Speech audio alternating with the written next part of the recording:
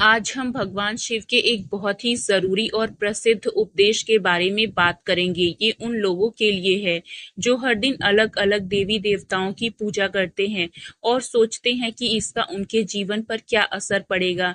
शिव जी ने इस विषय पर एक सुंदर कथा के माध्यम से बताया है कि क्या होता है जब हम अनेक देवी-देवताओं की आराधना करते हैं। अगर आप सच्चे शिव भक्त हैं तो वीडियो को लाइक ज़रूर करें और कमेंट में लिखें हर हर महादेव। जो लोग वीडियो को लाइक करेंगे, शेयर करेंगे और हर हर महादेव लिखेंगे, भगवान शिव उनकी जिंदगी को खुशियों से भर देंगे। अब शुरू करते हैं एक छोटी सी कहानी से। बहुत समय पहले एक गांव में माधव नाम का एक आदमी रहता था। वो बहुत धार्मिक था और हर दिन किसी न किसी देवता की पूजा करता था। सोमवार को भगवान शिव, मंगलवार को हनुमान जी, बुधवार को गणेश जी और ऐसे ही हर दिन किसी न किसी की पूजा करता था।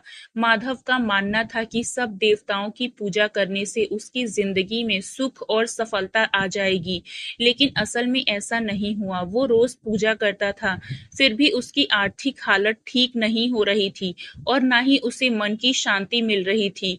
और उसकी साधना में एक समस्या थी, वो किसी भी देवता की पूजा में पूरी निष्ठा और एकाग्रता नहीं लगा पाता था। एक दिन माधव ने महसूस किया कि उसकी साधना का कोई परिणाम नहीं आ रहा है। माधव ने निराश होकर सोचा, मैं इतनी श्रद्धा से हर दिन अलग अलग देवताओं की पूजा करता हूँ, फिर भी मेरा जीवन सुखी क्यों नहीं है। इस प्रश्न का उत्तर पाने के लिए माधव ने एकांत में जाकर भगवान शिव का ध्यान किया। उसने पूरी श्रद्धा से भगवान शिव से प्रार्थना की, हे महादेव, कृपया मेरी समस्या का समाधान करें। क्या मेरी पूजा विधि में कोई त्रुटि है? माधव की सच्ची प्रार्थना सुनकर भगवान शिव प्रकट हुए। उन्होंने मुस्कुराकर पूछा, वत्स, क्या परेशानी है? माधव ने कहा, हे प्रभु, मैं हर दिन अलग अलग देवताओं की पूजा करता हूँ, फिर भी मुझे सुख और शांति क्यों नहीं मिल रही है? कृपया मेरी मदद कीजिए, कृपया मेरा मार्गदर्शन करें। भगवान शिव ने माधव को समझाते हुए कहा, वत्स, ये सही है कि सभी देवी देवता एक ही परमात्मा के रूप हैं, लेकिन तुमने अपनी साधना में एक बड़ी गलती की है। माधव ने आश्चर्य से पूछा, हे महादेव, मेरी गलती क्या है? भगवान शिव ने समझाया, वत्स, जब तुम भिन्न भिन्न देवताओं की पूजा करते हो लेकिन उनमें से किसी एक के प्रति पूरी निष्ठा और समर्पण नहीं रखते, तो तुम्हारी साधना अधूरी रह जाती है। उन्होंने एक उदाहरण देते हुए कहा, मान लो तुम्हारे पास 5 खेत है और तुम हर खेत में थोड़ा थोड़ा बीज बोते हो, लेकिन किसी भी खेत की पूरी देखभाल नहीं करते, क्या तुम्हें अच्छी फसल मिलेगी? माधव ने सिर हिलाकर कहा, नहीं महादेव, फसल अच्छी नहीं होगी। भगवान शिव बोले, यही नियम साधना पर भी लागू होता है। जब तुम किसी एक देवता को अपना आराध्य मानकर उनकी पूजा में पूर्ण निष्ठा से लीन हो जाते हो, तब तुम्हें उस देवता की कृपा प्राप्त होती है। अन्य देवी देवताओं की पूजा करना गलत नहीं है, लेकिन तुम्हें ये समझना होगा कि सभी देवता एक ही ब्रह्म के विभिन्न रूप हैं।